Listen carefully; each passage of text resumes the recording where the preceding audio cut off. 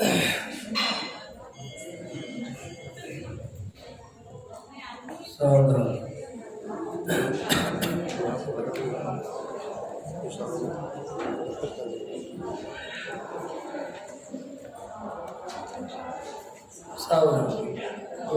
नमः सिद्धेभ्य, ओम नमः सिद्धेभ्य, ओम नमः सिद्धेभ्य।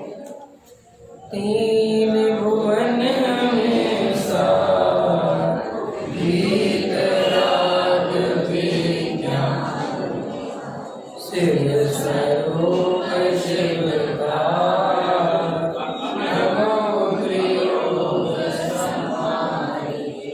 संत के मानस शांत हो, जिनके गुणों के गान में हे वर्तमान महान विचरे हमारे ज्ञान में। शेरडाला जी ग्रंथ है, पंडित दौलत राम जी द्वारा रचित, बहुत ही आध्यात्मिक ग्रंथ है और पूरा जैन धर्म का सार इस ग्रंथ में आया है। इसलिए इसका स्वाध्याय सभी ढालें आपको याद होनी चाहिए। जिनने छह ढाला नहीं पढ़ा हो वो जरूर इसका अध्ययन करें, पढ़ें, समझें। आज इस शिविर का मेरा अंतिम प्रवचन है। तो आज जो अपन ने इतने दिन में चर्चा की है, मैं कुछ सारभूत बात, सारे प्रवचनों का सार क्या हो सकता है वो आपके सामने रखूँगा। शांति से सुनना। आपको अगर आप आज का प्रवचन व्यवस्थित समझ लोगे तो आपको पूरे जीवन भर धर्म कैसे करना है, तो धर्म में कहाँ गलती हो जाती है वो आपको समझ में आ सकता है। देखो, समय सार ग्रंथ दिगंबर परंपरा का सबसे महान ग्रंथ है। समय सार के बारे में पूज्य गुरुदेव श्री ऐसा फरमाते थे, यह तो अशरीरी होने का ग्रंथ है। इसके जैसा पंचम काल में कोई दूसरी वस्तु है नहीं। तो उस समय सार में ही आचार्य कुंद देव ने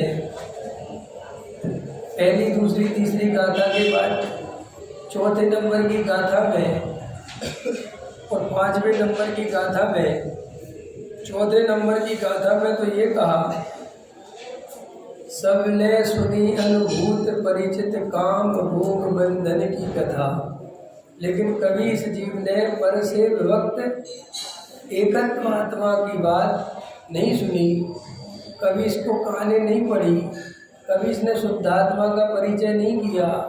काम भोग बंधन की कथा ही जन्मों जन्मों से सुनी है, उसका ही परिचय किया है, उसका ही संवाद किया है, कथा की है और उसका ही अनुभव किया है। लेकिन एकत्र भक्त भगवान आत्मा की बात ना तो हमने कभी सुनी, ना कभी उसका परिचय किया, ना कभी उसकी कथा करी और ना कभी अनुभव किया। सबसे पहले तो आचार्य कुंद देव हमें हमारे बारे में ये बता रहे हैं कि तुमने कभी भगवान आत्मा का परिचय किया ही नहीं और जन्मों जन्मों से काम भोग बंधन की कथा में ही समय चला गया। अब आचार्य कुंद देव अपने को पांचवें नंबर की गाथा में कहते हैं कि अब मैं तुम्हें भाई एकत्र भक्त भगवान आत्मा बताने जा रहा हूँ, ख्याल में है ना, और कहीं से तुम छल ग्रहण मत कर लेना। तो देखो, अब ये बात आपको बहुत ध्यान से समझनी है कि काम भोग बंधन की कथा और एकत्र भक्त भगवान आत्मा की कथा, अब इसमें गलती कहाँ से प्रारंभ होती है? गलती यहाँ से प्रारंभ होती है कि आचार्य कुंद देव अपने से कह रहे कि जिस जीव ने अनंत बार काम भोग बंधन की कथा सुनी है, तो अपन काम भोग बंधन की कथा में केवल अशुभ भाव लगाते हैं। अपन को शुभ भाव नहीं ख्याल में आता। अपन को हमेशा काम भोग बंधन की कथा माने 5 इंद्रिय के विषय भोग, घर गृहस्थी, मकान दुकान, अपन को लगता है साहब ये सब काम भोग बंधन की कथा है। लेकिन दया दान पूजा भक्ति व्रत शील संयम आदि ये धर्म के कारण है, अथवा ये काम भोग बंधन में नहीं आते। तो अपन क्या करते हैं कि आचार्य कुंद देव ने तो अगली लाइन में कहा था कि तुमने एकत्व वक्त भगवान आत्मा की कभी बात सुनी नहीं।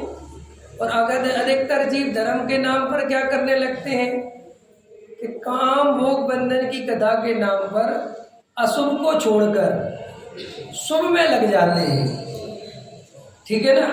और शुभ में लग के ऐसा मानने लगते हैं कि अब मैं धार्मिक हो गया, और वो फिर एकत्व वक्त भगवान आत्मा की बात फिर रह जाती है, फिर उसका परिचय नहीं हो पाता। तो यहाँ से गलती होती है।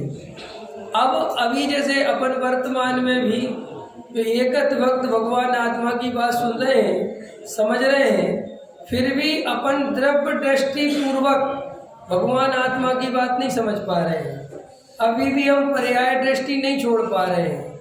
अभी भी हमारे अंदर से शुभ अशुभ का भेद नहीं मिट पाता है, और हम कहीं ना कहीं धर्म के नाम पर अधर्म ही करते रहते हैं। और ये एक जन्म की बात नहीं है हमारी, ये जन्मों जन्मों की बात है। जब भी हमें अवसर मिला सम्यक दर्शन प्राप्त करने का, आत्मानुभूति करने का, वेद ज्ञान करने का, हमने वो सारा समय शुभ भाव के नाम पर खर्च कर दिया। अब वो फिर गलती क्या होती है कि शुभ भाव में भी कैटेगरी है कि शुभ भाव में ऐसा है कि हमने उसमें भेद बना लिए हैं। किसी ने पूजा करने को बड़ा शुभ भाव समझ लिया, किसी ने स्वाध्याय करने को बड़ा शुभ भाव समझ लिया, किसी ने त्याग व्रत को बड़ा शुभ भाव समझ लिया, किसी ने साहब गहरा अध्ययन करो, गहरा अध्ययन करो है, कोई जाप दे रहा है, कोई कुछ कर रहा है, कोई आलोचना, कोई प्रत्याग, कुछ भी, सब अपने अपने हिसाब से। और अपन अपने हिसाब से लगे रहते हैं, और फिर एक रूटीन वर्क सेट होता चला जाता है। और वो रूटीन वर्क सेट होते होते अपन ये भूल जाते हैं कि अरे मैंने तो पहले ही दिन ये पूर्ण सिद्धांत पढ़ा था कि ये शुभ अशुभ भाव तो बंध के कारण है, इनसे मेरा भला थोड़ी होता है, और ये तो जड़ की क्रिया मैं थोड़ी कर सकता हूँ, मैं तो इसका करता हूँ ही नहीं। इस तरफ हमारा ध्यान ही नहीं जाता। तो एक तो यहाँ ये गलती हो गई कि जो आचार्य कुंद देव अपने को कह रहे थे कि मैं तुम्हें एकत्व वक्त भगवान आत्मा समझाऊंगा, तुम उस पर ध्यान देना और छल ग्रहण मत करना। तो हमने वो छल ग्रहण का अर्थ भी क्या निकाला पता है? छल ग्रहण का अर्थ लोगों ने निकाल दिया कि दया दान पूजा भक्ति मत छोड़ देना, ख्याल में ना, स्वच्छंदी मत हो जाना। अरे वस्तु स्वरूप तो समझो, क्या है वस्तु का स्वरूप? देखो आचरण क्या चीज है, आचरण की कैसी कीमत समझनी चाहिए। हीरा जो होता है और सोना होता है और चांदी होती है और सिल्वर वो क्या होता है, और उसके नीचे स्टील होता है। एक तुम्हारे ये क्या बोलते हैं, गले गले पहनते आभूषण, ये तुम्हारे एक तो सोने के होते हैं, और पैसे वाले हो तो डायमंड के होते हैं, कम पैसे वाले हो तो बेंटेक्स के होते हैं, है ना, बेंटेक्स बोलते हैं उसे। अब एक बात, बेंटेक्स की डिब्बी और हीरे वाली डिब्बी में अंतर होता है कि नहीं होता है? अरे बोलो ना, होता है।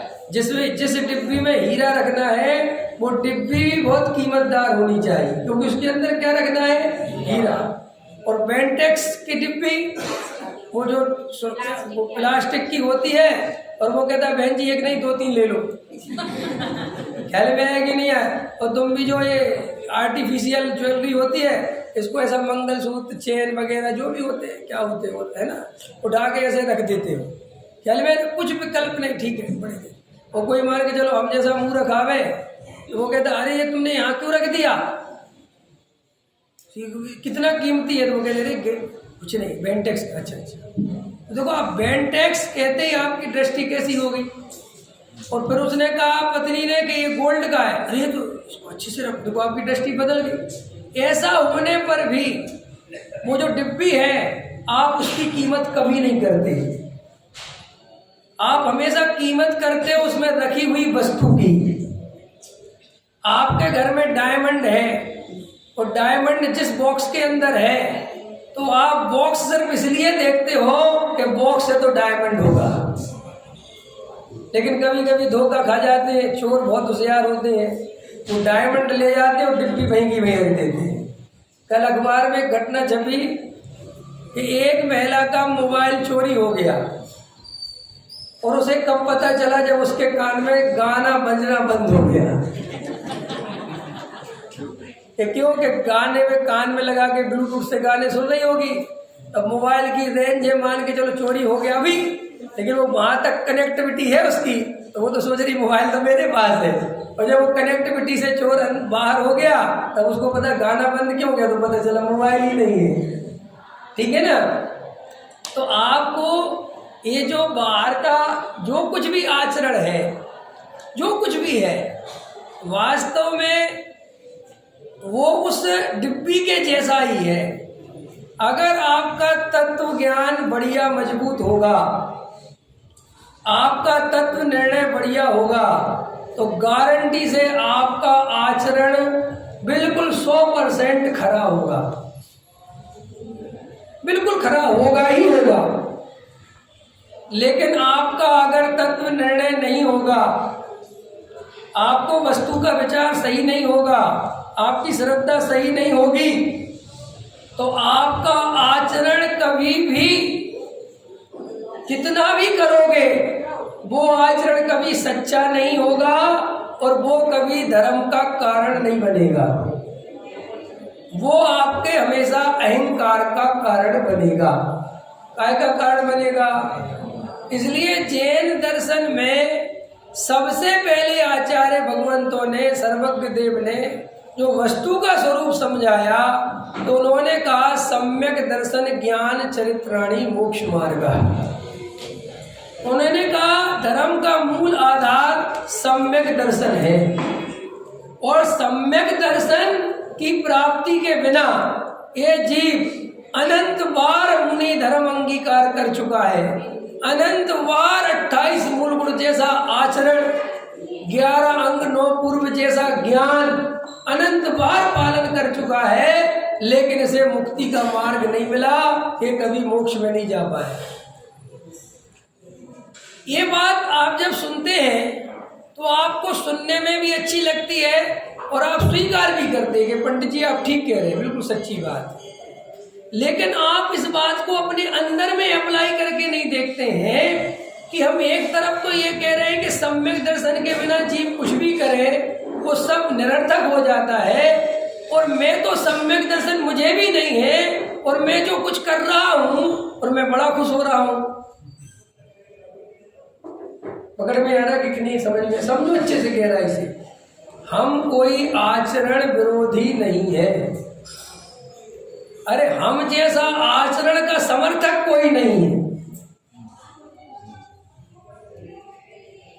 ये तो आप क्या होता है, कच्चे कान के हो और आपको कोई कुछ गलत बातें बोलता है, आप बिना सोचे समझे धारणा बना लेते हो और आपको लगने लगता है कि साहब वो आचरण के विरोधी। अरे हम आचरण के विरोधी नहीं है, हम तो उल्टा सबसे खतरनाक लोग हैं जो शिथिलाचार के विरोधी हैं। हम तो वो लोग हैं कि अगर कोई साधु महाराज शिथिलाचार कर रहा हो तो हम लोग कहते महाराज ये नहीं चलेगा, तो हम आचरण विरोधी हुए कि हम आचरण के समर्थक हुए? भाई नहीं समझ में आया। लेकिन हमें कुछ ज्ञान व्यान तो है नहीं, हम गृहस्थों के आचरण की तुलना मुनिराजों के आचरण से करने लगते हैं। अब आप कहते हो कि पंडित जी आपको इतना ज्ञान है, इतना सब कुछ पता है, लेकिन आपका आचरण तो बहुत कमजोर है। तो आप मेरा किससे आचरण देखना चाहते हैं? ब्रह्मचारी त्यागी वृत्तियों से या महाराजों से? नहीं समझ में आया। वो आप अपने आचरण से मिलाओ ना, तब तो बात बने, क्योंकि हम सामान्य गृहस्थ हैं और आप भी गृहस्थ हैं।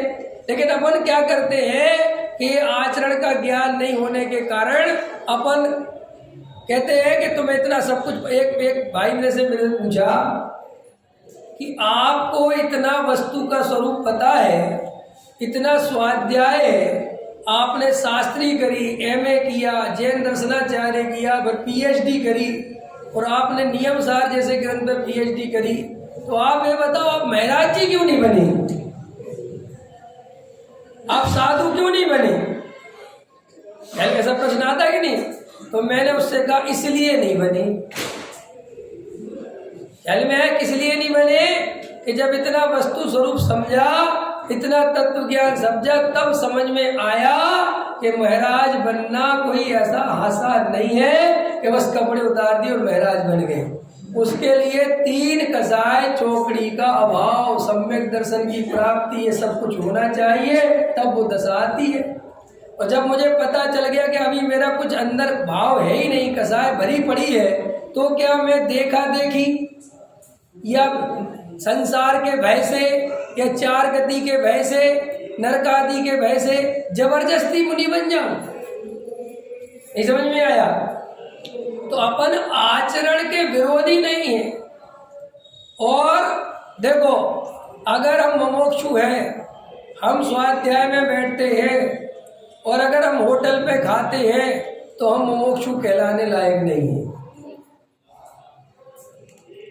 अगर हम मुमुक्षु हैं, तत्व अभ्यासी हैं और जमी कंद खाते हैं तो हम मुमुक्षु कहलाने लायक नहीं है। हम मुमुक्षु हैं और देव दर्शन और मंदिर पूजा पाठ भक्ति इत्यादि में सम्मिलित नहीं होते तो ये हमारा जैन धर्म के प्रति अनादर है। ये सब वेश है गृहस्थ जीवन के, श्रावक के, सुनना बहुत ध्यान से, लेकिन इनका सम्यक दर्शन से कोई संबंध नहीं। अगर आप इसको सम्यक दर्शन से जोड़ते हो तो ये मिथ्या दर्शन हो जाता है। पानी, कल एक बहन ने, मैंने जब कल प्रवचन किया होगा तो एक बहन के मन में आया, उनने पूछा कि साहब आपने कल पानी का छानने के, मैं कुएं का पानी ले आया सीधा, तो हम जो कुछ छानते हैं, जो छाने के नहीं छाने, नहीं छानना है। आपके हर घर में छन्ना होना ही चाहिए, शुद्ध आहार की व्यवस्था होनी ही चाहिए, इसमें कोई दो राय नहीं है। लेकिन आप पानी छानने के नाम पे लड़ते हो, उसको सम्यक दर्शन से जोड़ते हो, ये गलती है। डिब्बी और हीरे में अंतर है कि नहीं? जल्दी बोलो। डिब्बी को हीरा कभी मत समझना, लेकिन डिब्बी हीरा नहीं तो डिब्बी को फेंक दे। बोलो जल्दी। वो जो डिब्बी है चांदी की जो भी है, उसमें हीरा रखते हो तो कीमतदार क्या है? हीरा।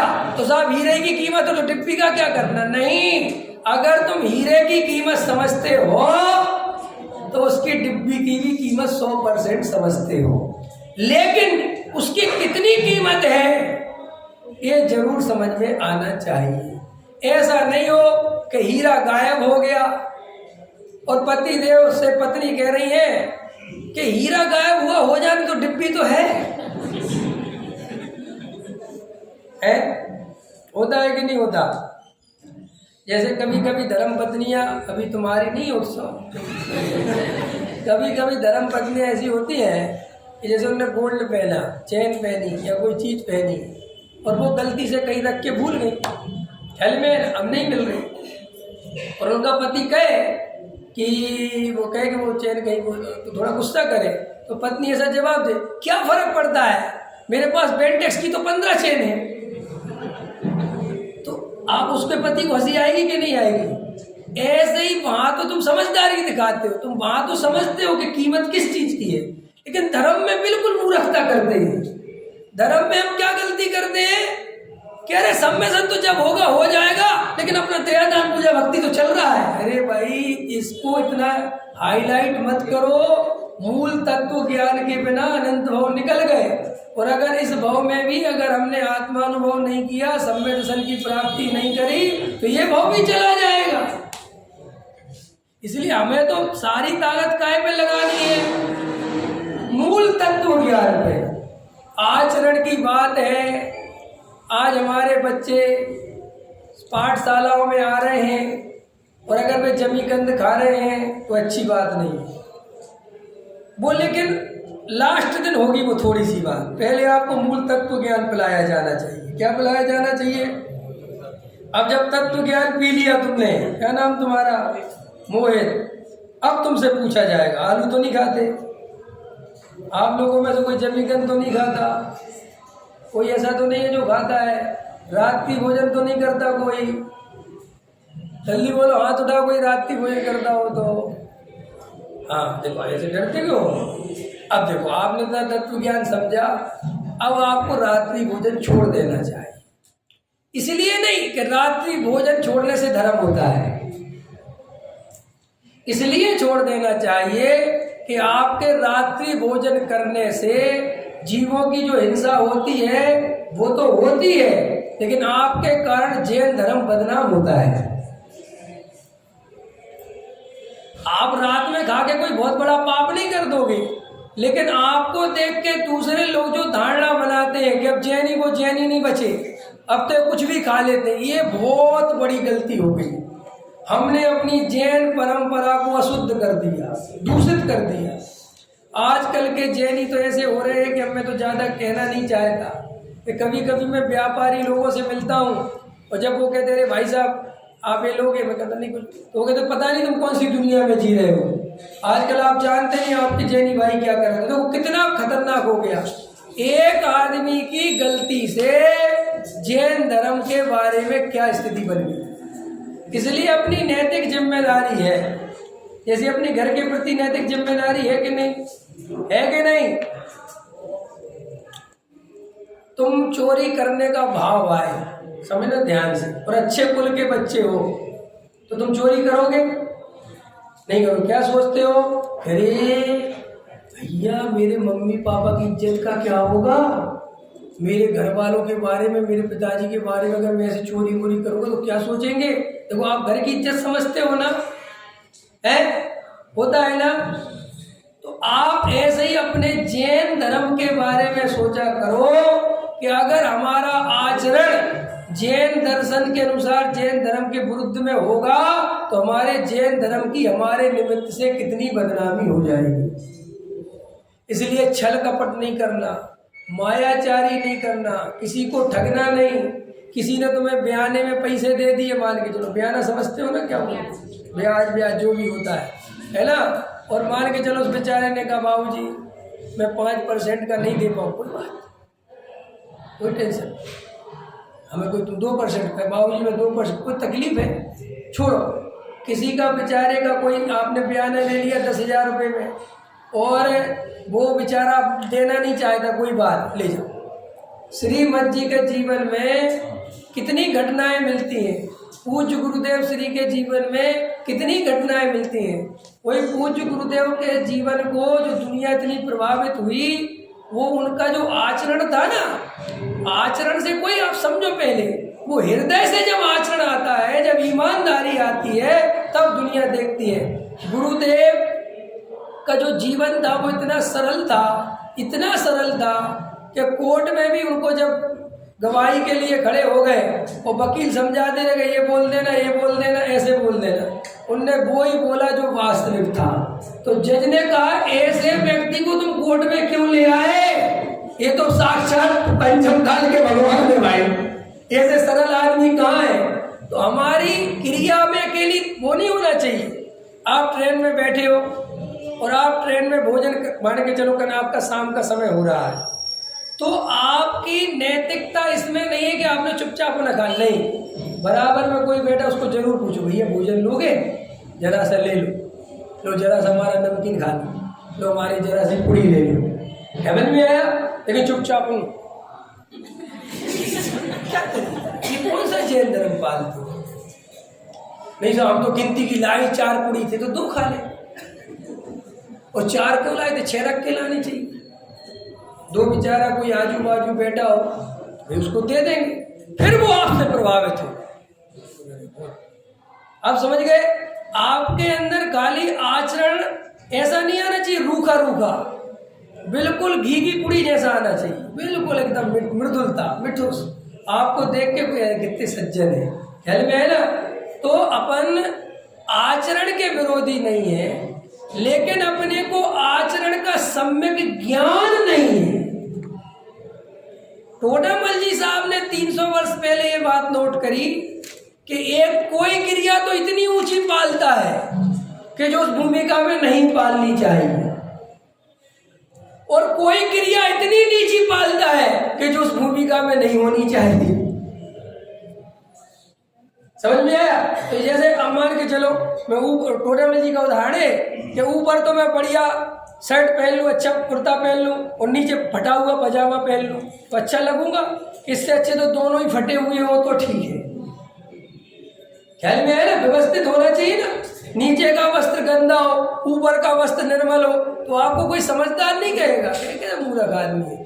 ऐसे ही अपन ने धर्म में क्या गलती कर रखी है, बिना सोचे समझे एक तो इतने ऊंचे नियम ले लेते हैं। कैसे नियम ले लिए? देखो, मैं आपको सब समझा रहा हूं जो समस्याएं आती हैं, और वे समस्याएं क्यों आती हैं? क्योंकि इन समस्याओं पे कोई भी बोलने को आज तैयार ही नहीं है। सब चुपचाप रास्ते से निकलना चाहते। लोग कहते हैं अपन काहे को समाज की झंझट में पलो, यार जो चल रहा है चलने दो, अपन तो अपना समय सार सुनाओ, तत्व ज्ञान सुनाओ और निकल जाए। अरे भाई, उन विचारों की कुछ समस्याएं वे जो किसी से नहीं कह पा रहे हैं और उनको कोई बताने वाला नहीं। जैसे हम मान के चलो, आपको रात्रि पानी के बारे में उसके दोष बताएंगे कि रात में पानी पीना खून पीने के बराबर है। अब आप एकदम चढ़ गए, मैं तो आज से नहीं पीऊंगा। और आपने क्या किया? तुरंत मंदिर में जाके नियम ले लिया कि आज से रात्रि पानी का त्याग। अब आपने जो ये नियम लिया है ना, ये जैन धर्म के अनुसार नहीं लिया, ये आपने भावुकता में लिया है। जैन दर्शन कभी ऐसे नियम लेने की आज्ञा नहीं देता। जैन दर्शन कहता है कि तुम अगर रात्रि पानी छोड़ रहे हो तो इसकी प्रोसेस समझ लेना कि रात्रि पानी किस भूमिका में छोड़ा जाता है एक बार, और कैसे छोड़ा जाता है। कि कैसे छोड़ा जाता है कि अगर रात में पानी छोड़ना है तो शाम के पकोड़े छोड़ने की पहले हिम्मत रखना। शाम को बिल्कुल आपको लाइट भोजन करना पड़ेगा, और लाइट में भी 4 बजे करना पड़ेगा। 6 बजे नहीं, 6:30 बजे नहीं, 6:45 बजे नहीं, क्योंकि अगर तब भोजन करोगे तो गारंटी से रात में, क्योंकि ये शरीर का स्वरूप है, ये शरीर की ऐसी प्रक्रिया है। आप कहते नहीं साहब जैसा करेंगे वैसा हो जाएगा, कुछ नहीं होगा। रात को 1 गिलास पानी बचाओगे और सुबह 2 बाल्टी पानी खर्च करोगे। नहीं समझ में आया कि क्यों? पेट में कब्ज बन गई, क्योंकि वो भोजन सूख गया, आहार सूख गया, सड़ गया, पानी आपने दिया नहीं। अब आपको भयंकर तकलीफ। अब देखो, आपने रात्रि पानी छोड़ने का जो सिस्टम है वो कितना गलत ढंग से अप्लाई किया। अब आपकी सुबह सामायिक भी छूट गई, आपने माला भी नहीं फेर पाए, क्योंकि जिसके पेट में कब्ज, उससे बड़ा तो कोई दर्द है ही नहीं, फिर मन कहीं लगता नहीं। फिर वो पेट में कब्ज है, पेट साफ नहीं हुआ, आप जैसे तैसे मंदिर में आ गए, पूजा में आ गए, पूजा भी कर रहे हो तो अंदर मन नहीं लग रहा, मन अंदर जो है वो कचोट रहा है, क्योंकि पेट साफ नहीं होगा तो कहीं मन नहीं लगेगा। फिर आप प्रवचन में बैठ गए और आप ये नहीं, फिर आपके पेट में कब्ज है तो कई लोग सुबह जो है चल रहे हैं, पानी पी रहे हैं, गर्म पी रहे हैं, ये कर रहे हैं, वो कर रहे हैं, पता नहीं क्या क्या कर रहे हैं। अब आप इस तरीके का जब आचरण पालते हो तो वास्तव में इस आचरण से प्रभावना कम, अप्रभावना ज्यादा होती है। क्योंकि वो आपका जो बच्चे हैं, वो छोटे बच्चे हैं, उनको बेचारों कुछ पता तो है नहीं। अब वे सोचते हैं कि यार ये पता नहीं क्या है, इतने अच्छे तो रात में जरा सा पानी पी लेते, और पकोड़े का राख तोड़ा नहीं, पानी का राख तोड़ दिया। ये सब आधी अधूरी प्रक्रिया है। और समाज वाले और घर वाले तो कहेंगे, पत्नी नाम का प्राणी कहेगा कि नहीं कहेगा, अरे 2 ले लो, अरे 4 मंगोड़ी बनाए। अभी जैन साहब ने मुझे इतनी मंगोड़ी खिला दी कि अगले दिन उपवास करना पड़ा। नहीं समझ में आया? वो तो कहते हैं लोग खा लो खा लो खा लो खा लो खा लो खा लो। अब पत्नी से ही बड़ा प्रेम करते, अब इसे इतना प्रेम से बनाया है तो ले लेता हूँ। अब बस अब प्रेम ले लो या पानी ले लो। तो आपको बहुत शांति से आचरण के बारे में समझना चाहिए। देखो, आपको मैंने एक उदाहरण दिया है सिर्फ, अब ऐसे आप सब में लगा लेना, हर नियम धर्म में लगा लेना। दूसरी बात, हमारे पूज्य गुरुदेव श्री ने पूरे जीवन भर भगवान आत्मा समझाया, पूरे जीवन भर तत्व ज्ञान समझाया, त्रिकाली ध्रुव क्या है भगवान आत्मा समझाया, हूँ परमात्मा छू ये समझाया। और मजेदार बात है, उनने बहुत ताकत आचरण पे नहीं लगाई, और जब भी आचरण की बात आई तो उनने यही कहा कि वो भूमि के अनुसार हुए बिना नहीं रहेगा।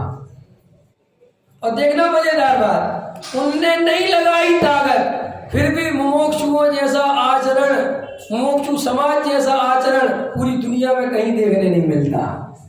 दूसरे लोग भी हमारे बच्चों को देखते हैं तो समझ जाते हैं यार ये जरूर उस वाले मंदिर वाला होगा, ये क्षीर सागर वाला। ख्याल में है कि नहीं आया? देखना मजेदार बात बता रहा हूं मैं। और कई लोग ऐसे हैं कि ना भगवान आत्मा समझा रहे, ना तत्व समझा रहे, ना सात तत्व समझा रहे, वे रात दिन ताकत लगा रहे हैं कि जमी कंद मत खाओ, रात में मत खाओ।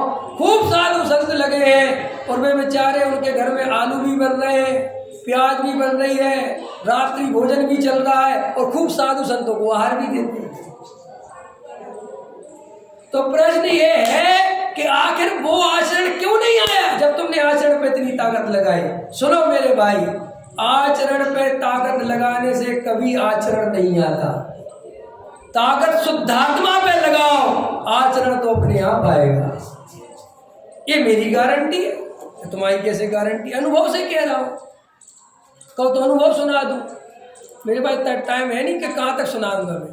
क्या है ना, आप गारंटी से देखना, जब आप मोक्षु नहीं थे उसके पहले आपको कितने भाषण मिलते थे, ये मत खाओ, वो मत खाओ, ये मत, लेकिन तुम किसी की नहीं सुनते थे। और तुम कहते थे आलू नाम का प्राणी में, आलू इसके बिना तो जिंदगी बिल्कुल नहीं चलेगी। समझ में? मैं तो भैया आलू नहीं छोड़ सकता, मैं तो आलू नहीं छोड़ सकता, मैं तो आलू। कई लोग तो ऐसा सोचते हैं कि आलू जीवन है। ख्याल में? आलू, इसके बिना कैसी बातें करते हो? बढ़िया से बढ़िया समोसा आलू का, बढ़िया से बढ़िया डिश आलू की, सब जगह आलू। आप कहते आलू छोड़ दो, तो वहाँ कितना संभव लगता था। और जब यहाँ मंदिर में पाठशाला में आए और जब जीव अजीब का पाठ पढ़ा है ना, ये सब पूरी पाठशाला की क्रमिक पढ़ाई हुई, तो अपने आप अंदर से भाव आया, अरे आलू कैसे खा सकता हूँ, इसमें तो अनंत निगोदी है जीव से। छूट गया। और सच्चा छूटा के झूठा, समझ में आया? तो आपको ये बात समझ लेनी है अच्छे से कि जो हमारे बाहरी बेसिक आचरण है, जो श्रावक के सट आवश्यक बताए हैं, गृहस्थ के बेसट आवश्यक इसलिए पालने हैं कि वो हमारी नैतिकता, हमारे धर्म के चिन्ह हैं। समझ में आया आपको कि नहीं? हम बिना देव दर्शन के अगर भोजन करेंगे तो हम में और अजैन में कोई फर्क नहीं रह जाएगा। और जो लोग आप में से मंदिर नहीं आते हो, अगर कोई ऐसा व्यक्ति बैठा हो, बहन जी बैठी हो, तो हाथ जोड़ के प्रार्थना है, ये 3 लोग के जिनेंद्र देव हैं, इनके दर्शन के बिना कभी भोजन नहीं करना। ये नहीं कि पुण्य लगेगा, कोई इसी चक्कर में ही नहीं हूं मैं। अरे हम अपने आदर्श को देखे बिना कैसे भोजन कर लें? जब महिलाएं अपने पति के भोजन नहीं करने पर भोजन नहीं करती, कभी उनने नहीं किया और भले ही 2 बज गए कि तुम्हारे नहीं वो आ जाएगी तभी मेरा मन करता, वरना खा ही नहीं जाता, अच्छे ही नहीं लगता। तो ऐसे ही भगवान को देखे बिना हम कैसे भोजन करें? देव दर्शन। अब इसमें क्या है, आपको ये सब होना चाहिए, लेकिन इसको धर्म का कारण नहीं मानना चाहिए। इसमें उपादेय बुद्धि नहीं करनी चाहिए, इससे अपने को बड़ा नहीं मानना चाहिए कि आप रोज प्रक्षाल में आते हो तो आप थोड़े चौड़े होके चलते हो, ये गलत है, ये ठीक नहीं। ये आपको फिर सम्यक दर्शन नहीं होने देगा, फिर बाधा बन जाएगी। आप आओ, और सबसे ज्यादा जिम्मेदारी उन्हीं लोगों की है कि जो प्रतिदिन सट आवश्यक पालते हैं, तो सबसे ज्यादा प्रेम, सबसे ज्यादा वात्सल, सबसे ज्यादा विनय हम लोगों के अंदर ही होनी चाहिए। पकड़ में आई? इतनी बात समझ में आई? तो भैया भूमिका के अनुसार आचरण होता है, तो किस भूमिका में कितना होता है वो भी अपन समझ लें कि हम गृहस्थ लोग हैं, अपन सच्चे देव शास्त्र गुरु के भगत हैं, तो सबसे पहले तो हमारे गृहीत मिथ्यात्व का त्याग होना चाहिए। हमें कभी भी रागी देसी देवी देवताओं को कभी भी नहीं मानना चाहिए, नहीं पूजना चाहिए। एक बार हमें उनसे तो कुछ मांगना नहीं चाहिए, लेकिन परम वीतरागी देव भगवान से भी कभी सांसारिक कामना नहीं करनी चाहिए।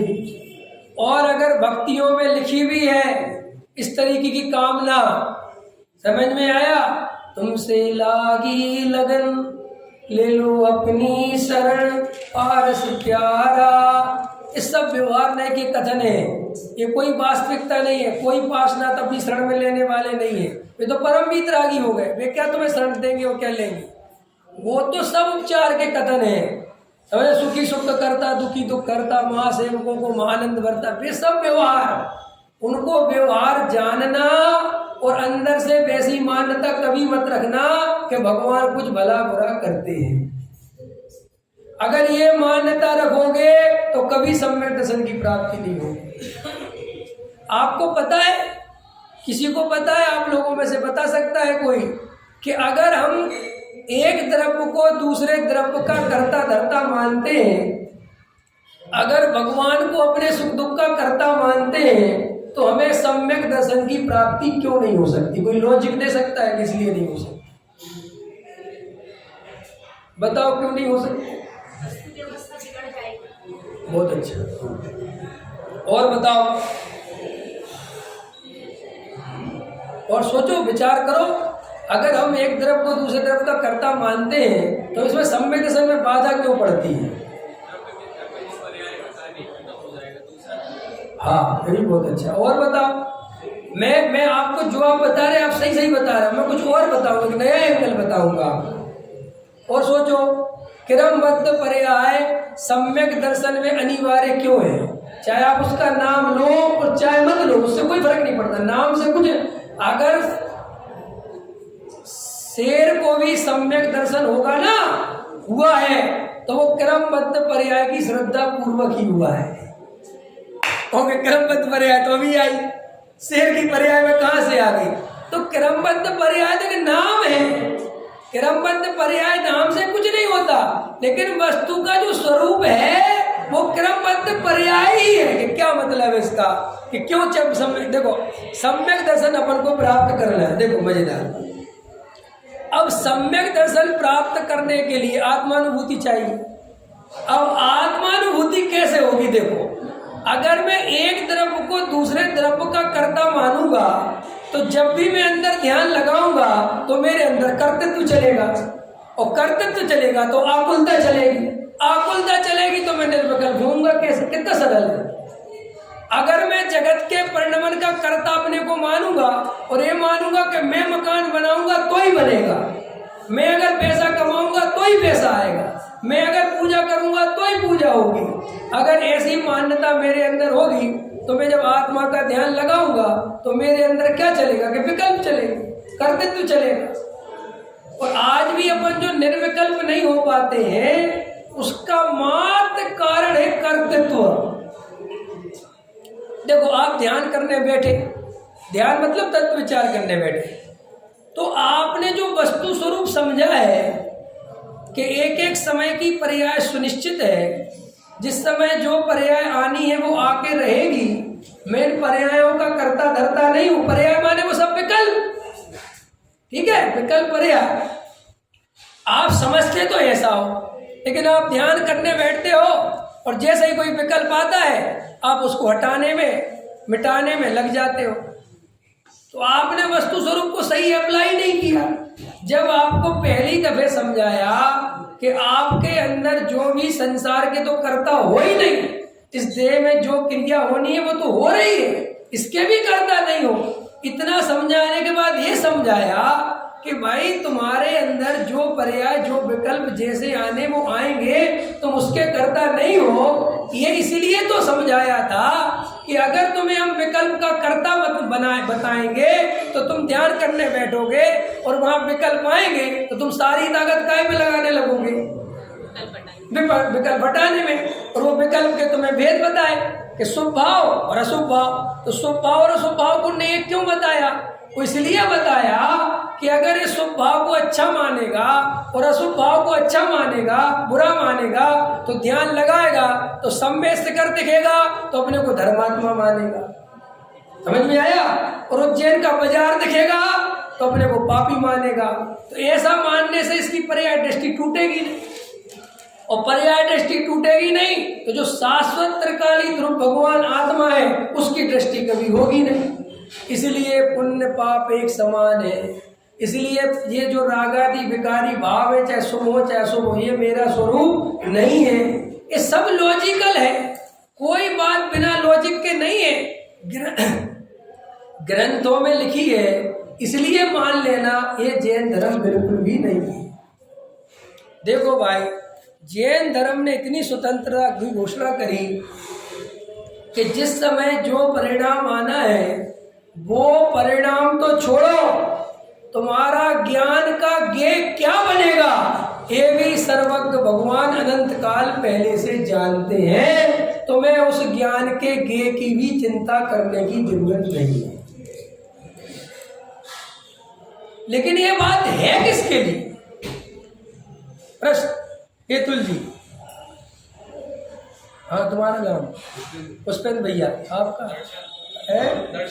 दर्शन, मोहित, उत्सव, संयम, दीपेश है, आकृत, अचल और हर्षिल, मनीष। सुनो बहुत ध्यान से, ये बात किसके लिए है? ये बात दुकान चलाने वाले के लिए नहीं है। समझ में? ये बात जो दुकान में मस्त हो रहे हैं पैसा कमाने में, उनके लिए क्रमबद्ध पर्याय नहीं। ये कहाँ अप्लाई होती है? ये उनके लिए है जो गहरा तर्क विचार करते हैं और इन विकल्पों में अटक जाते हैं। जिनने अपने ऊपर भार रख रखा है उनके लिए कि भाई तुम्हें निर्भर होना है, अगर निर्विकल्प आत्मानुभूति करनी है तो ये जगत का परिणमन स्वतंत्र है, इसका कोई कर्ता धर्ता नहीं है, ये स्वीकार करना ही पड़ेगा। अगर ये स्वीकार नहीं करोगे तो निर्विकल्प आत्मानुभूति नहीं कर सकते। और हम लोगों को इसलिए निर्विकल्प आत्मानुभूति नहीं हो पा रही है कि हम एक तरफ से तो बोलते तो हैं कि परिणामों से भिन्न है, परिणामों से भिन्न है, लेकिन परिणामों से भिन्न देख बिल्कुल भी नहीं पाते और सारी ताकत परिणाम बदलने में ही लगाते रहते हैं। और वो भी परिणाम बदलने में भी क्या? क्रिया में। नहीं समझे आप? जैसे मान के चलो, अभी मैं केतुल भाई को समझा रहा था, इम्पोर्टेंट बात इसलिए समझा था। जैसे मान के चलो आपके गृहस्थ जीवन है आप, और आपके गृहस्थ योग्य जो आचरण आपके जीवन में होना चाहिए वो है। क्या है गृहस्थ का आचरण? रात्रि भोजन नहीं करना, जमी कर नहीं खाना, बाजार में नहीं खाना, होटल का नहीं खाना, समझ में आया? सड़ा गला नहीं खाना, बिल्कुल शुद्ध सात्विक भोजन घर का बना हुआ करना, समझ में आया कि नहीं आया? नित्य देव दर्शन करना, स्वाध्याय करना, हेल में है ना तत्व, ये सब उसके गृहस्थ के योग्य आचरण है। अब अपन मान के चलो ये आचरण पालते हैं तो अपन क्या करते हैं कि अपन सोचते हैं कि हमें और धार्मिक होना है तो हम आचरण को और बढ़ाएं। समझ में आया कि नहीं आया? कि हमने रात्रि भोजन तो छोड़ दिया, लेकिन अब पानी कब छूटेगा? फिर आप पानी छूटेगा, फिर वो साहब हरी कब छूटेगी, फिर साहब ये कब छूटेगा, अष्टमी को उपवास करना है। अब आप क्या करते हो कि आपको ताकत तो लगानी थी आत्मानुभव में, और आप ताकत आत्मानुभव में ना लगा के वो फिर आचरण और बढ़ाने में लगा देते हैं। और फिर क्या होता है कि वो जैसे ही थोड़ा आचरण और एक्स्ट्रा हुआ, समाज वाले भगत जी करने लगते हैं। समाज वाले आपको धार्मिक समझने लगते हैं। तो आप क्या करते हो कि थोड़े खुश भी होने लगते हो, थोड़ा अच्छा भी लगता है कि नहीं। और कसाई मंद होती है तो और अच्छा लगता है, तो आपको लगता है कि मैं थोड़ा आगे बढ़ रहा हूँ। और फिर आप वो बात भूल जाते हो कि मुनि वृद्धार अनंतवार। तो हम क्या करना चाहिए कि अब आपका जो बेसिक आचरण था वो आपका बिल्कुल ठीक है। अब आपको आचरण की तरफ ना जाकर आत्मानुभव की तरफ बढ़ना चाहिए। अब आपको 3 टाइम ध्यान करना चाहिए, गहरा तत्व विचार करना चाहिए। अब आपको इस तरफ बढ़ना चाहिए ख्याल में। अथवा और क्या करते हैं लोग कि चलो आचरण की तरफ नहीं बढ़ते तो करणानियों की ओर बढ़ जाते हैं। काय की ओर बढ़ जाते हैं? वो करणानियों की ओर क्यों बढ़ जाते हैं कि उपयोग सूक्ष्म हो जाएगा, थोड़ी और जानकारी बढ़ जाएगी, थोड़ा और स्वाध्याय करेंगे। तो वहां से क्या होता है कि वो इतना ज्यादा पढ़ते पढ़ते फिर उसमें इतना रस आने लगता है कि वो सारी चेतना उसमें चली जाती है। फिर जब आप इतना करोगे तो समाज वाले तो आपको कहेंगे कि थोड़ा आप स्वाध्याय भी ले लिया करो, आपका तो अच्छा हो गया, आपका चिंतन तो बहुत बढ़िया हो गया, थोड़ा गद्दी पे बैठ जाया करो, प्रवचन कर लिया करो। अब आपको फिर प्रवचन करने की स्थिति बनने लगती है। फिर आप धीरे धीरे समाज सुधारक बनने लगते हो। फिर आपको पूरी समाज की चिंता सताने लगती है। फिर आपको लगता है मंदिर में लोग कम आ रहे हैं, फिर ये हो रहा है, फिर वो हो रहा है, फिर आप दुनिया को भाषण देने लगते हो। और ऐसे करते करते आप भूल जाते हो कि मुझे तो आत्मानुभव करना था। और आपके जबरदस्ती बोझा डाल दिया जाता है, प्रभाव ना करो, जिन शासन की प्रभाव ना करो। अच्छा बताओ, प्रभावनांग किसके होता है? अरे बोलो। और सारी प्रभावना का ठेका किसने ले रखा है? अरे बताओ जल्दी, प्रभावना कौन सा अंग है? सम्यक दृष्टि का। इन बहन जी का स्वाध्याय बहुत है। क्या लिख रहे हैं बेटा? लिखो मत बेटा, सुनो, कुछ नहीं, हम लिखने लायक नहीं है, हम सुनने लायक है। भाई सुनो बात, आप ये भूल जाते हो कि जी 8 अंग तो सम्यक दृष्टि के होते हैं। और जब मेरे भी सम्यक दर्शन का खुद का ही ठिकाना नहीं है तो मैं इतनी प्रभावना की चिंता कर क्यों रहा हूं? इसकी जगह मैं अपने चैतन्य तत्व की चिंता और चिंतन करूं ना भाई। पूज्य गुरुदेव ने प्रभावना करने के लिए दिगंबर धर्म अपनाया था कि आत्म अनुभव करके स्वयं आत्म कल्याण करने के लिए अपनाया था। बोलो जल्दी। आपके सामने से सोनगढ़ कौन कौन गया है? सबकी जिम्मेदारी मत लिया करो, हाथ उठाओ जो नहीं गया। कौन कौन नहीं गया? पीछे सब गए, जब अच्छे लोग हैं, सब गए थे, सब गए, पीछे नहीं गए। जो नहीं गए वो एक बार जाओ। दुनिया कुछ भी कहे कहने दो, अपन अमिताभ बच्चन को देखने से नहीं छोड़ते। अब अगर अमिताभ बच्चन यहाँ आ जाए, अभी तुम्हारा एक कौन सा है बना है जो भी देखने के लिए, तो तुम भी चले जाओगे। देख तो ले एक बार अमिताभ कैसा है, ख्याल में आएंगे नहीं, जबकि आपको पता है कि पक्का पापी है। कैसी बात है तो अमिताभ के बारे में? अरे क्या पापी का अर्थ क्या होता है भाई? उनकी जो दुनिया है वो तो सप्त व्यसनों से रमी हुई है। वहाँ है क्या? ये बॉलीवुड हॉलीवुड पापियों के घर है। ख्याल में आएंगे नहीं, हमारा तो रात और दिन विषय वासनाओं की बाढ़ लगी हुई है, वहाँ कुछ नहीं है। आपको पता है ये मर जाते ना बॉलीवुड में, तो कभी कभी उनकी वो शव यात्रा होती, तो देखा करो वे सुबह सुबह सबके सब काले चश्मे लगा के आते। तो मेरे को एक दिन विकल्प हुआ, मैंने कहा यार काले चश्मे लगा के सुबह सुबह आते क्यों है? पुराना भी गाड़ी में, कोई धूप में नहीं चल रहा, कुछ क्या एकदम कुर्ता पजामा बढ़िया सफेद और चश्मा। तो मुझे एक भाई ने बताया कि जो रात को इतनी ड्रिंक करते हैं, इतने शराब में डूबे रहते हैं कि जो बिना चश्मे के सुबह बाहर निकल नहीं सकते, इनकी आंखें वो पीली होती, सबको पता चल जाएगा मीडिया में कि शराब पी गए। अब ये तो इनकी जिंदगी है और तुम इनको देखने को तरसते हो और हमारे पूज्य गुरुदेव को देखने के लिए तुम्हारा मन नहीं होता। अरे एक बार जाओ और देखो पूज्य गुरुदेव श्री का जीवन, कि गुरुदेव ने कैसे दिगंबर धर्म अपनाया, कैसे वो सोनगढ़ क्या था, वो कहाँ रहते थे, वो क्या करते थे, कैसे उनने आराधना करी, तब आपको पता चलेगा ये कारवा कैसे चला। लोगों को तूफान चलाने, पाखंडों के महल गिराने। तो भैया वो गुरुदेव ने कोई प्लानिंग करके प्रभावना नहीं करी थी, उनने कोई समाज की चिंता कभी नहीं करी। वे तो अपनी आत्मा की मस्ती में डोलते रहे, आनंद से बोलते रहे और भूला भगवान से कि कहीं गुरुदेव किसी को समझ में नहीं आ रहा तो कहीं मत आने दो, जिसकी योग्यता होगी समझ जाएगा। कि गुरुदेव थोड़ा ऐसा बोल दो कि कुछ नहीं मैं तो यही बोलूंगा। ये होता है सम्यक दृष्टि। ये कोई सम्यक दृष्टि थोड़े होते हैं कि पूरी समाज की चिंता अपने सिर पर रख ली।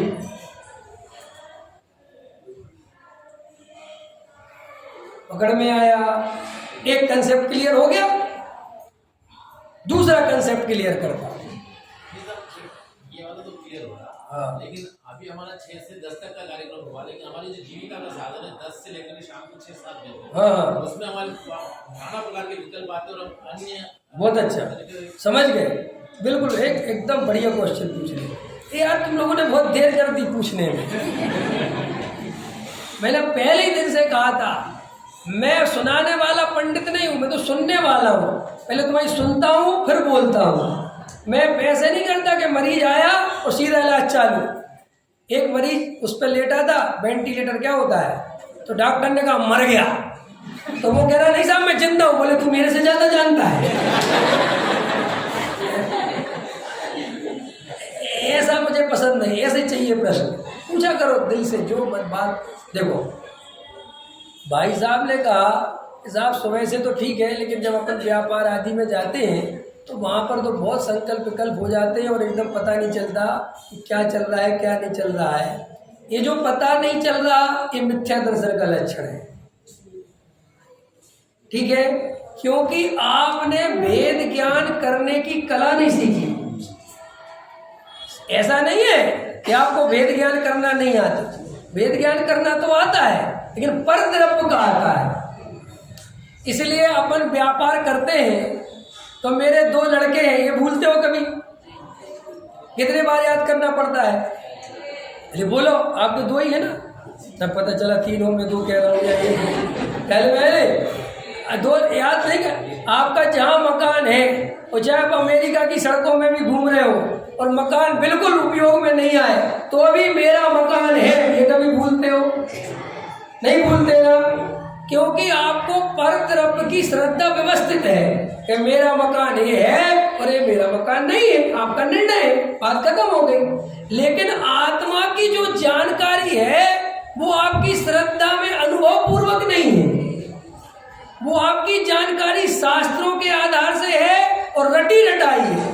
इसलिए क्या होता है कि जब आप मंदिर में आते हो तो आपको आत्मा याद आ जाता है, तो वो असली याद नहीं आया है, वो तो आपकी जानकारी है। और आप यहाँ मेरे सामने बैठ गए और आपको पता है ये पंडित आत्मा वाला है, तो आत्मा याद आ गई। समझ में? मंदिर में आए, देवशास्त्र गुरु याद आ गए, भक्ति याद आ गई, तो ये कोई आपके सम्यक दर्शन के कारण नहीं बनते जब तक आप होश पूर्वक नहीं जीते। मैंने एक ही सूत्र दिया था कि आपको प्रति समय जागरूक होकर देखना पड़ेगा और बहुत मेहनत करनी पड़ेगी। क्यों? क्योंकि जन्मों जन्मों से विपरीत अभ्यास है। आप ये सोचो कि मुझे अपने आप धारा चलने लगेगी भरत जी जैसी, कि 6 खंड लड़ने जा रहे हैं भरत जी जीतने, लेकिन अंदर सम्यक दर्शन है कि नहीं? लेकिन आपको पता नहीं है, आप शायद सम्यक दृष्टि को देख रहे हो और आप सोच रहे भरत जी इतने विषय भोगों में भी देखो अपनी सम्यक दर्शन कायम रहता है तो मैं चाय जिसमें लगा रहूंगा। नहीं, अरे भरत जी ने सम्यक दर्शन जब प्राप्त किया था उस दशा को तो देखो कि कैसे किया था। भरत जी की पूर्व पर्याय का वर्णन आता है शास्त्रों में 60,000 वर्ष, यही है ना कुछ काल, 60,000 वर्ष तो मुनि अवस्था थी उनकी पिछली पर्याय की। ख्याल में है? अब आप सोच सकते हो कितना वेद विज्ञान, कितना तत्व अभ्यास, ये जो सर्वार सिद्धि से उतर के आते हैं, तीर्थंकर आदि जन्म लेते हैं, तो भैया पहले ये तो पूछ लिया करोगे सर्वार सिद्धि कहे कैसे थी। मैं कह रहा हूं ना, समझो गहराई से, सब समस्याओं के समाधान है, बस आप पहले पूरी तरह से प्रोसेस समझो। स्वरूप आधा अधूरा ज्ञान खतरनाक है, आधा अधूरा अज्ञानता में किया गया आचरण खतरनाक है। अभी देखो एक प्रवचन है मेरा, कुछ दिन पहले किया था, और भी होंगे उसमें, सम्यक दृष्टि की पहचान कैसे की जाती है, एक प्रवचन है इसका। आप उसको सुनना तो आपके जीवन में अगर आपको सम्यक दृष्टि की पहचान ये समझ में आ गया तो आपको खुद को सम्यक दर्शन लेने में बहुत आसानी हो जाएगी। आपको पकड़ में आ गई, अभी आपका थोड़ा बहुत समाधान आ गया। देखो मैं पूरा तो इसलिए नहीं कर सकता क्योंकि समय ही नहीं है मेरे पास। आप लोगों के मन में जितनी प्रकार की शंकाएं उठती हैं, उन सब शंकाओं के समाधान मैं कर चुका हूं। ख्याल में आया कि नहीं आया? जिनको जानकारी नहीं हो, पता नहीं हो, तो ये बाहर अभी एक पंपलेट लगाए कि वो देख लेना। एक डॉक्टर विवेक सागर दिल्ली करके एक चैनल है यूट्यूब पे, ठीक है, और एक गर्भ दृष्टि ग्रुप भी है। आपकी शोभा जी वगैरह, मैं संडे को, शनिवार और रविवार, सैटरडे और संडे समय सार की क्लास लेता हूँ रात को 9:15 बजे ऑनलाइन। उसमें हमारा समय सार चलता है कर्ता कर्म अधिकार, और रोज डेली मेरा मंदिर में वहाँ पर प्रवचन होता है मोक्ष मार्ग प्रकाशक पर। पहले अधिकार से चल रहा है, अभी तक 380 प्रवचन हो गए, और अभी प्रकरण चल रहा है उभयाभासी मिथ्या दृष्टि। तो निश्चयाभासी क्या है, व्यवहाराभासी क्या है, व्यवहार के बिना निश्चय होता है कि नहीं, सम्यक दृष्टि की क्या पहचान है, ध्यान में क्या होता है, विकल्पों से कैसे भेद ज्ञान करना, गृहस्थ जीवन में रह के कैसे भेद ज्ञान किया जाता है, पूजा पाठ का असली महत्व क्या है, आचरण कैसे होना चाहिए, सब विषयों पर प्रवचन है। यहाँ तो मैं आपको थोड़े थोड़े सैंपल दे रहा हूँ, ठीक है। आपको गहराई से जानने की इच्छा हो तो उनको सुन लेना, नहीं हो तो कोई बात नहीं, अगली बार फिर बुला लेना। देखो ये कंसेप्ट आपको समझ में आ गया, इसलिए वो भेद ज्ञान नहीं चलता। तो भेद ज्ञान चलाने के लिए निरंतर आपको जागृत रहना पड़ेगा, और धीरे धीरे धीरे धीरे आपका अभ्यास बढ़ता जाएगा, और धीरे धीरे अपनी आत्मा में अपनापन जैसे जैसे बढ़ेगा, तैसे तैसे आपको घर गृहस्थी में रहते हुए भी अपना ज्ञायक भगवान आत्मा संयोगों से और संयोगी भावों से भिन्न दिखने लगेगा अपने आप ही। एक इसके लिए मेरा थिएटर वाला उदाहरण है ध्यान के लिए, वो सुन लेना। चलो छोड़ो, अब एक समस्या और समझ लो। औदिक भाव जानते हो, औदिक भाव के बारे में, है ना? अपन क्या गलती करते हैं, औदिक भाव के आधार से किसी को धार्मिक या अधार्मिक मानते हैं, और जो ज्यादा ही मूर्ख होते हैं वे सीधे क्रिया ही कांड से मानते हैं। बात करो, कोई कुएं का पानी पीता है सम्यक दृष्टि, और बोरिंग का पीता है मिथ्या दृष्टि, उनका तो सीधे ही गड़े थे, वे तो इससे आगे ज्यादा सोचते ही नहीं। लेकिन ये सब कंसेप्ट सही नहीं है, बिल्कुल। जैन धर्म में ऐसा कहीं कंसेप्ट नहीं है। देखो कैसे नहीं है। औदिक भाव क्या चीज होती है? औदिक भाव माने कर्म के उदय के निमित्त से होने वाले भाव। किसे कहते हैं? अशोक जी पीछे क्यों चले गए? ऐसे मत करो, फिर मैं भी चला जाऊंगा पीछे है। भैया विद्वानों को आगे बैठना चाहिए। क्या कह रहा हूं मैं? औदिक भाव किसे कहते हैं? कर्म के उदय से होने वाले भावों को औदिक भाव कहते हैं। ठीक, अब देखो मैं आपको एक सरल एग्जाम्पल ले, मान के चलो यहाँ 50, 100, 150 जितने 200 कितने आदमी बैठे हैं, जितने ही बैठे हैं 200 आदमी बैठे हैं, अब 200 में मान के चलो, थोड़ा अपन बचा लेते हैं, 195 लोग मिथ्या दृष्टि है। कितने लोग मिथ्या दृष्टि है?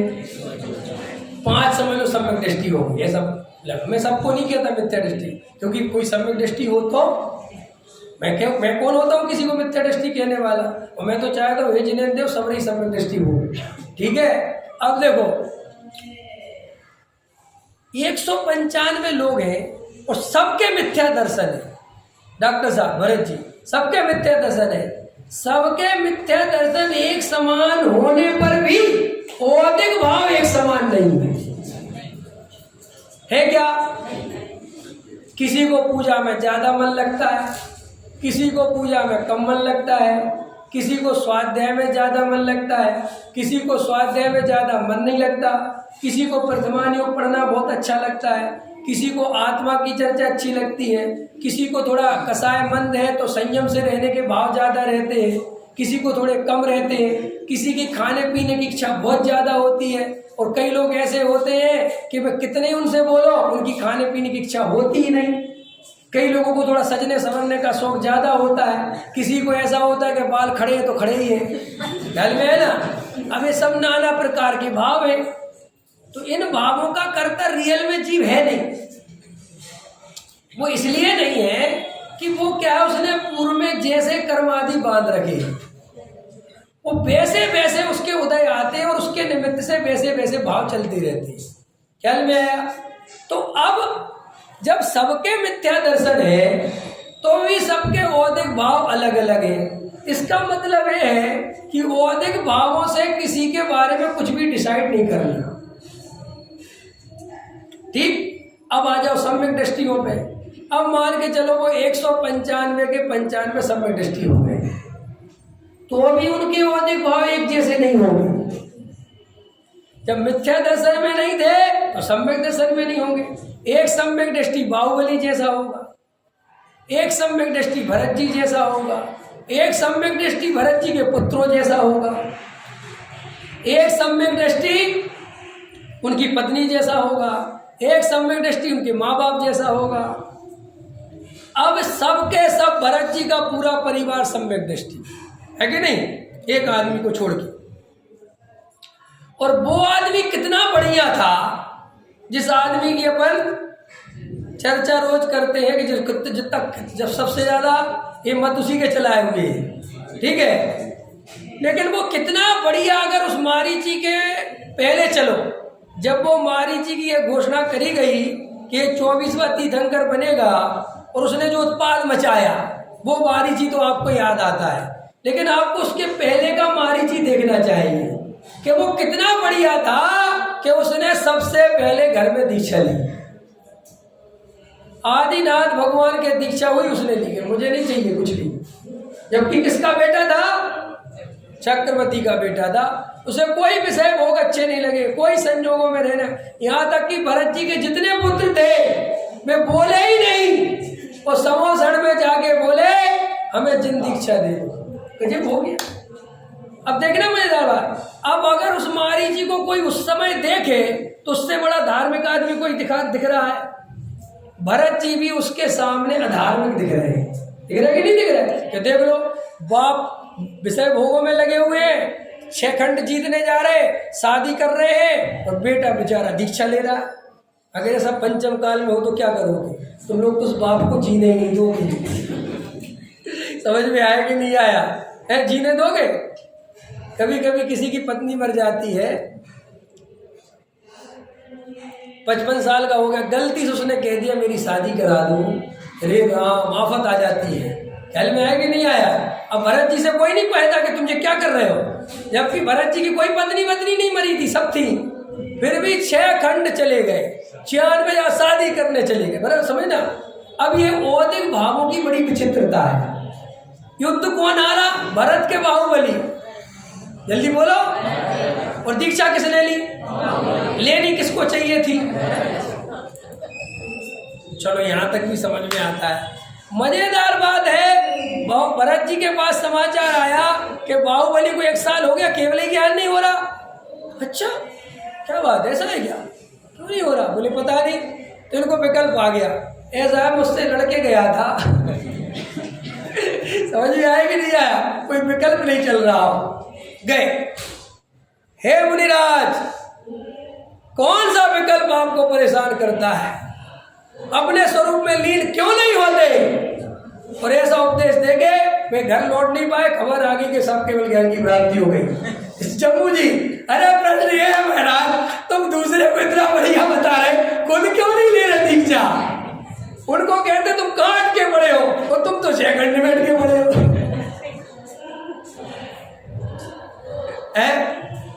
समझ रहे मेरी बात? तो भैया ये सब बौद्धिक भाव है, इनका कर्ता जीव नहीं है। सम्यक दृष्टि ज्ञानी धर्मात्मा सब शांति से जानते हैं। ऐसा नहीं है कि भरत जी अंदर से वस्तु स्वरूप नहीं जानते थे, या मुनि बनना नहीं चाहते थे, या अपने स्वरूप में नहीं रमना चाहते थे, क्योंकि अगर ऐसा हो तो वे सम्यक ही दृष्टि नहीं रहेंगे।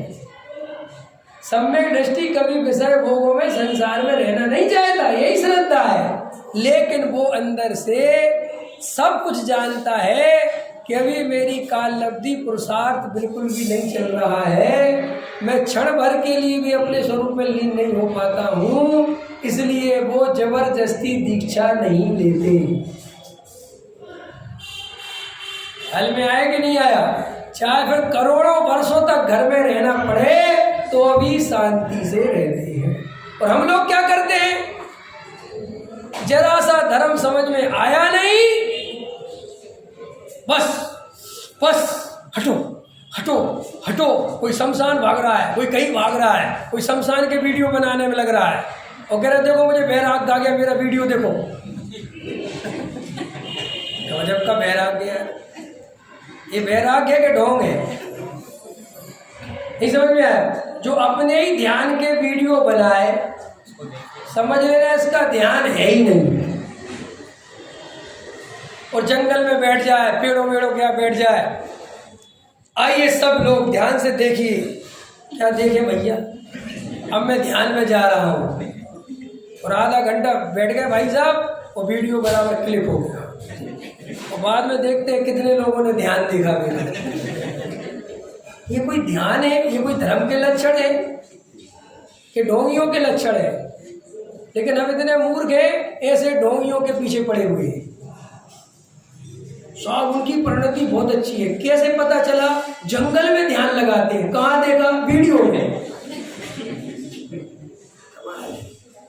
कोई शमशान के वीडियो बनाता फिर रहा है, इससे समझ में नहीं आता ये जैन धर्म है, ये वस्तु का स्वरूप है।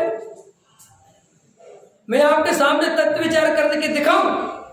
अरे भाई वो तो मैं अपना एकांत में करूंगा, मुझे तुम्हें क्या बताना कि कैसे लोगों को पता चलेगा? पता चलवाना क्यों है? लेकिन अपन तो जरा जरा से क्रियाकांड की अहंकार, हर जगह दिखावा, ये नए नए नाटक इतने आते जा रहे हैं, इतने आ रहे हैं, और लोगों को समझ ही में नहीं आ रही है। जो देखो वो ही ढोंग करने में लगा है, कोई शांति से रहना ही नहीं चाहता, कोई अंदर गहरा तत्व अनुभव करना ही नहीं चाहता।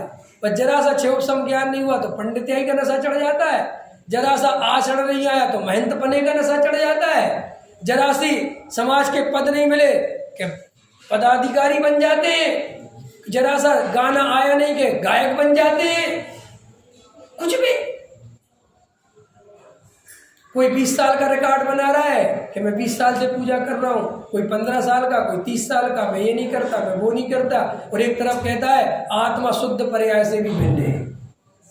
और ये छोटी छोटी व्यर्थ की बातों में तुम्हारी एकत्र बुद्धि चल रही है, तो कैसे करोगे काम? पकड़ में आया? सुनो, खतरनाक बात बोलता हूँ, है उत्सव मोहित है, मोहित समझ में आ रहा है ना बेटा? एक खतरनाक बात बोलता हूँ, बाहर थोड़ा बहुत मायाचार कर लेना तो कर लेना, व्यापार में थोड़ा बहुत मायाचार हो जाए तो हो जाने देना, कोई बात नहीं, लेकिन धर्म के क्षेत्र में कभी मायाचार मत करना। यहाँ इतने ईमानदार बनना, इतने ईमानदार बनना कि बात समझ में नहीं आए तो नहीं आए, लेकिन जबरदस्ती नहीं बोलेंगे कि समझ में आ गई। खड़ में आए, चाहे पंडित जी को बुरा लगता था बिल्कुल लग जाए, भैया मेरे नहीं आ रही समझ। ऐसे श्रोता अंधी भक्ति कभी किसी की नहीं करना, कभी अंध भक्त नहीं बनना, चाहे कितना ही बड़ा गुरु हो। अंधी भक्ति के लिए कोई जगह नहीं जैन दर्शन में। कहनी साहब ये जो कह रहे वो सही, ऐसे नहीं चलेगा। जैन दर्शन परीक्षा प्रधान ही है। मेरी बात भी अगर आपको कोई समझ में नहीं आई हो तो मुझसे पूछना, मेरा फोन नंबर लेना, बाद में पूछना, मैं बताऊंगा। क्योंकि मैं एक समय में सब बातें नहीं कह सकता। वक्ता की कमजोरी इसलिए स्यादवाद है कि भाई मैं बात कोई कह रहा हूं तो किसी अपेक्षा से कह रहा हूं, आप सर्वथा मत समझ लेना। मैंने क्या रखा दया दान पूजा भक्ति में, तो इसका अर्थ ये नहीं कि छोड़ दो। पकड़ में आया, लेकिन आप पूछते तो हो नहीं। ये पंडित जी तो स्वच्छंदी टाइप की लगी मेरे को, ऐसे होता है। आपस में खाना पूसी क्या बोलते हो है, करते रहते नूका नक्सी। अरे भाई इसकी जगह पंडित जी से पूछ लो। तो पंडित जी आपने एक बात बोली थी ना, मुझे ये बात थोड़ी कम समझ में आई, अच्छी नहीं लगी, तो फिर पंडित जी बढ़िया बता देंगे। पूछते तो कुछ हो ही नहीं। लेकिन डॉक्टर के पास जाते हो बहुत ईमानदारी से, है कि नहीं। देखो डॉक्टर के पास जाते अपन, समय हो गया ना मेरा, अब हो गया हो तो हो जान दो, मेरा सम्मान मत करना कोई बात नहीं, लेकिन सुन लो पूरी बात। सुनो सुनो, अरे डरो मत यार, सम्मान ठीक है, वो सब पता है मेरे। आप सुनो, अपन डॉक्टर के पास जाते, कभी आपने नोटिस किया, जैसे डॉक्टर के पास गए तो डॉक्टर ऐसा हो कि आप उसके पास बैठो और वो कहे, हाथ देखा उसने और वो दवाई लिखना चालू कर दे, और वो तुमसे कुछ भी नहीं पूछे, तुम्हें अच्छा लगता है? बोलो अच्छा लगता है?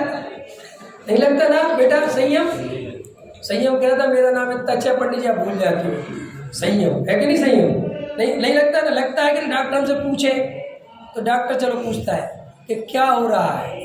डॉक्टर साहब मेरा ना कल से इस तरह पेट में दर्द हो गया। नहीं तो डॉक्टर देखो ना, इस तरह पूरा बताने का भाव रहता है कि पूरी बात बोल दूं। और डॉक्टर साहब मेरे को ना यहाँ पे भी दर्द, और मेरे सिर में भी डॉक्टर साहब 2 दिन से। हाँ ठीक है। अरे लेकिन ठीक बोलता है, फिर भी हम सब कुछ बताने का कोशिश करते हैं, है कि नहीं। आंख वाले डॉक्टर भी बैठे हैं यहाँ, दांत वाले डॉक्टर भी बैठे हैं, है कि नहीं। तो डॉक्टर लोगों के पास जाते हैं तो जरा सी बात में समझ जाते हैं कि उनका रोज का काम है। लेकिन मरीज बिल्कुल नहीं मानता, वो कहता आप मेरी पूरी सुनो महाराज। समझ में आया कि नहीं आया, मैं बाद में समझूंगा।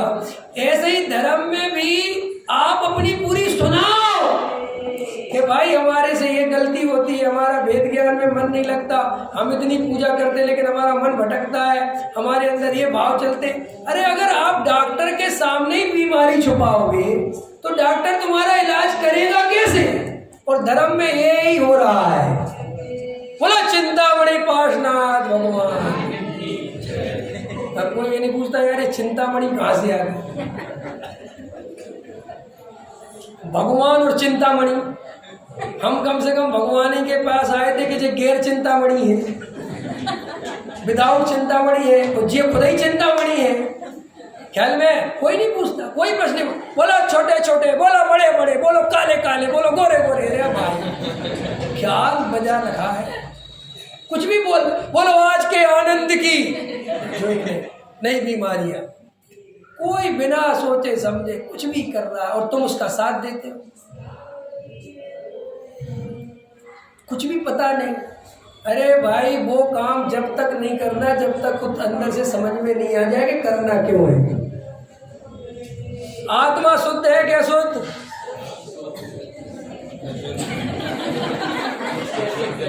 पहला पंडित होगा जिसके सामने बोल नहीं रहे,